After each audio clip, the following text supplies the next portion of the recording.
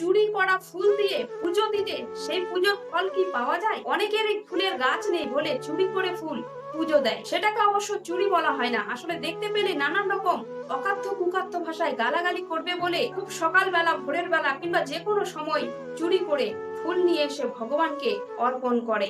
তাহলে সেই পুজোর ফল কি আপনারা পান, নাকি সেই পুজোটা বিফলে চলে যায়?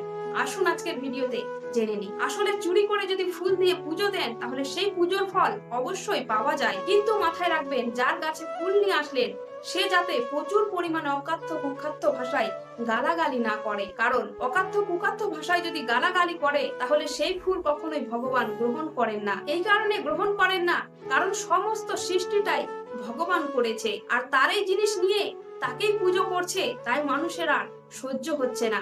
আর সেই কারণে প্রচুর পরিমাণে অকাথ্য কুকাথ্য ভাষায় গালাগালি করছে, আর তখন সেই নোংরা ভাষায় গালাগালি করা ফুল ভগবান গ্রহণ করেন না।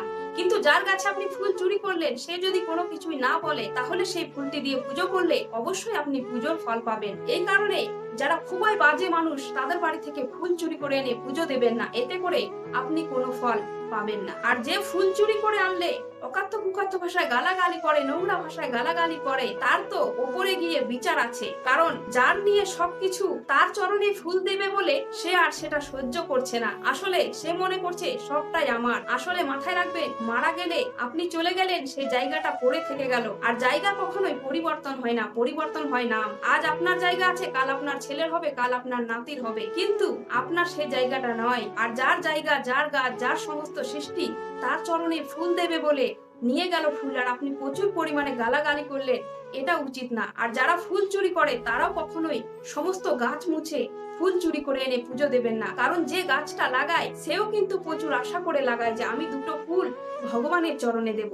আর আপনি তার মুখ মুছে সমস্ত ফুল নিয়ে চলে এসে নিজে ঠাকুরকে সাজিয়ে পুজো দিলেন, তাহলে বুঝিয়ে নেবেন আপনিও পুজোর কোনো ফল পাবেন না, কারণ আপনি কারো মুখ মুছে জিনিসটি নিয়ে এসে ভগবানকে অর্পণ করছেন। তাই এই পাপ থেকে দূরে থাকুন।